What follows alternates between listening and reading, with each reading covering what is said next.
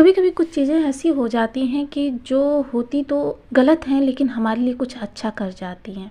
तो ऐसा ही कुछ आपके साथ एक शनि देव परिवर्तन करने जा रहे हैं जो कि आप लोगों के लिए बहुत ही अच्छा होने वाला है। वैसे परिवर्तन तो कुछ राशियों के लिए बहुत गलत होने वाला है, पर मीन राशि के लिए ये बहुत अच्छा परिवर्तन होने वाला है, क्योंकि पर शनि की 7.5 चल रही है और आपके व्यय भाव में बैठे हैं शनि देव।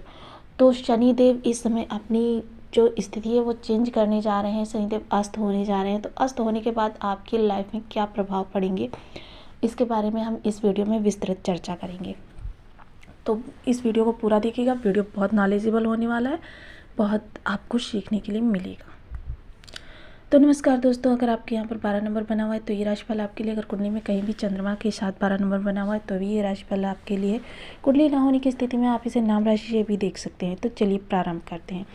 तो सबसे पहले मैं मेजर प्लैनेट्स के बारे में बता दूं कि आपके मेजर प्लैनेट्स कौन कौन से हैं। शनि देव बैठे हुए हैं व्यय भाव में, राहु देव बैठे हुए हैं लग्न में, और गुरुदेव बैठे हुए हैं आपकी धन भाव में। धन का डिपार्टमेंट आपके लग्न के स्वामी ने स्वयं संभाल रखा है इस समय पर, और ये मंगल देव के परम मित्र भी होते हैं। और मंगल देव भी इस समय आपकी लाभ भाव में जाने वाले हैं 5 फरवरी को, और शनि देव यहाँ पर अस्त होने वाले हैं। और केतु देव बैठे हैं आपके सप्तम हाउस में, यानी कि आपके दाम्पत्य जीवन को प्रभावित कर रहे हैं, आपके व्यापार को प्रभावित कर रहे हैं। तो अब देखिए आपके व्यय भाव के स्वामी बैठे हुए आपके साथ क्या क्या कर रहे थे। आपके खर्चों को बढ़ा रहे थे, आप कैसे कमा रहे थे, क्योंकि गुरुदेव पैसा ला रहे थे। क्योंकि जब भी गुरुदेव धन के साथ संबंध बनाते हैं या इस भाव पर गुरुदेव की कहीं से भी दृष्टि भी पड़ जाए ना, तो आपके पास धन आने के रास्ते सुगमता से खुलते चले जाते हैं। आप वह आसानी से धन कमाते हैं। लेकिन क्या है, धन आपके पास आ रहा है और व्यय भाव में शनिदेव बैठे हुए हैं, जो कि आपके ऊपर शनि की इस समय 7.5 भी चल रही है।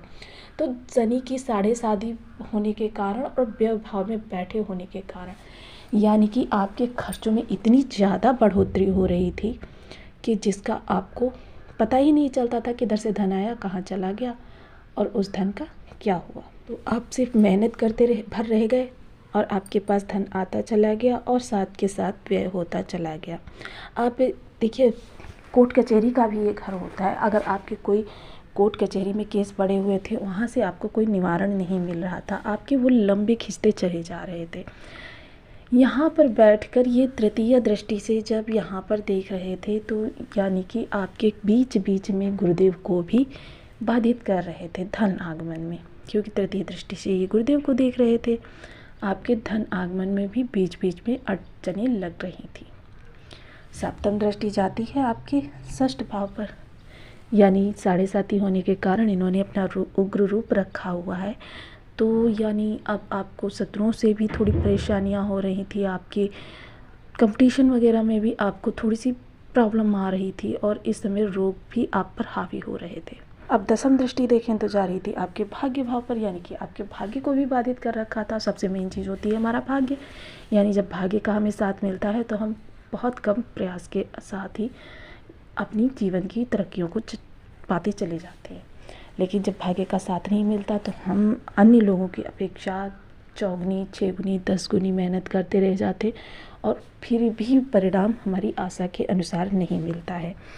आप देखिए, क्योंकि अब ये शनिदेव अस्त हो रहे हैं, अस्त होने के बाद अब आपको इनके अच्छे रिजल्ट देखने के लिए मिलेंगे। क्योंकि इस समय जब शनिदेव अस्त हो जाएंगे तो सबसे पहले अस्त होना होता क्या है, देखिए जब भी कोई ग्रह ऐसा होता है कि ये ग्रह अपनी चाल बदलते हैं और घूमते रहते हैं, घूर्णन करते रहते हैं, और इस घूर्णन क्रिया में जब पृथ्वी और ग्रह के बीच में सूर्य आ जाता है, यानी कि जब तरंगे किसी ग्रह की पृथ्वी पर नहीं आ पाती हैं, उस चीज़ को हम कहते हैं अस्त होना।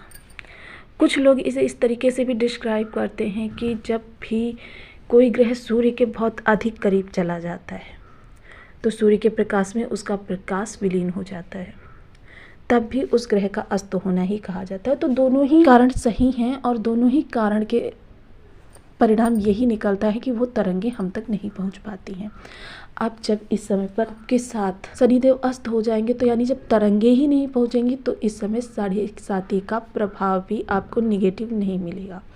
यानी आपकी साढ़े साती भी इस समय आप पर प्रभाव नहीं करेगी। और ये वो समय होगा जब आप अपनी इन चीज़ों पर पूर्ण रूप से, देखिए ज्योतिष का यही मेन कारण होता है जानने का, समझने का, कि कौन सा समय हमें किस दिशा में किस पराक्रम के लिए सही है।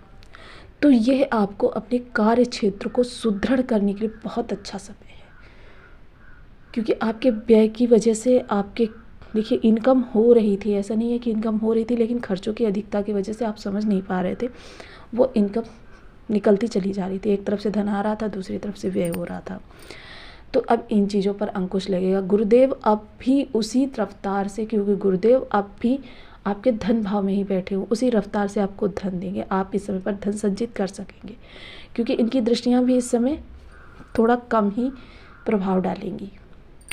तो इस समय आप धन संचित कर सकेंगे। आपकी वाणी में सौहार्द होगा, माधुर्य होगा। आप वाणी से सबको प्रभावित करेंगे। आपके कुटुंबियों से जो थोड़ा सा बीच में मनमुटाव हो गया था वो सब दूर होगा।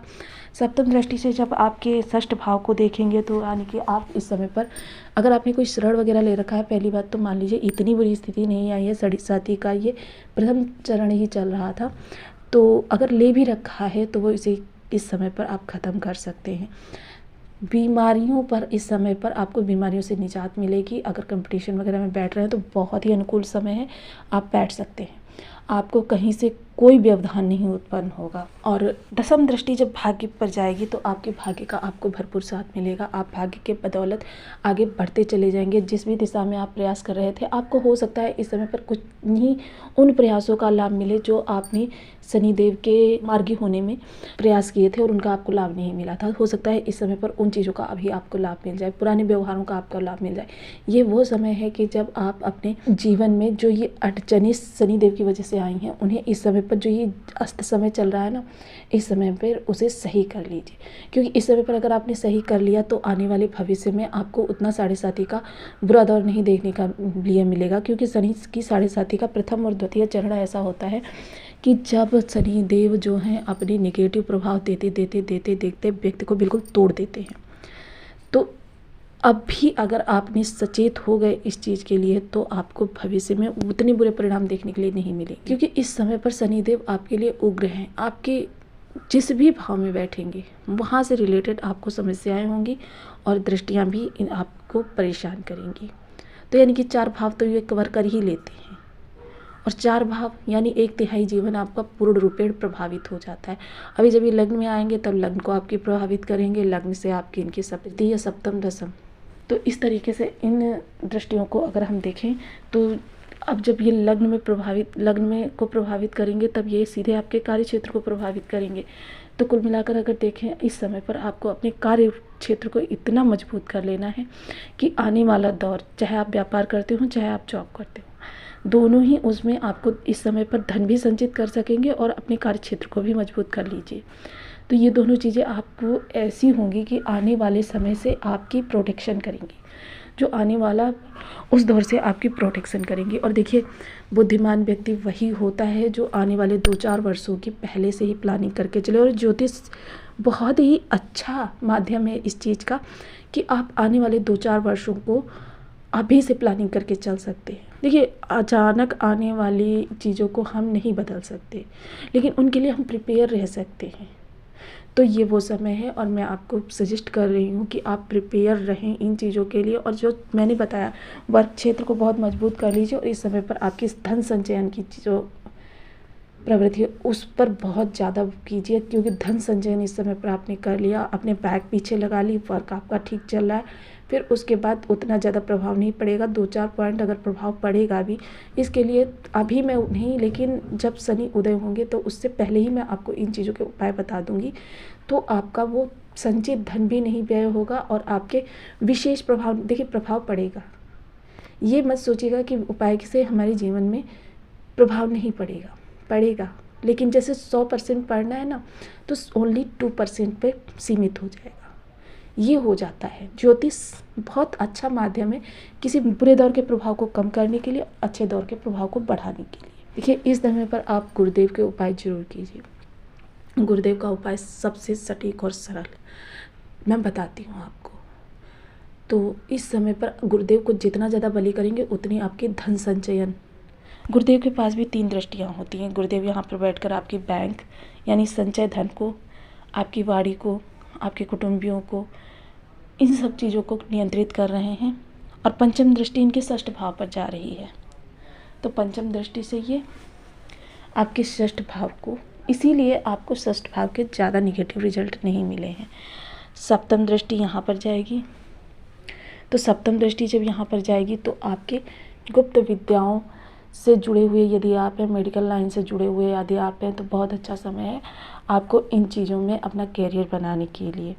आपको गुप्त धन का लाभ भी हो सकता है।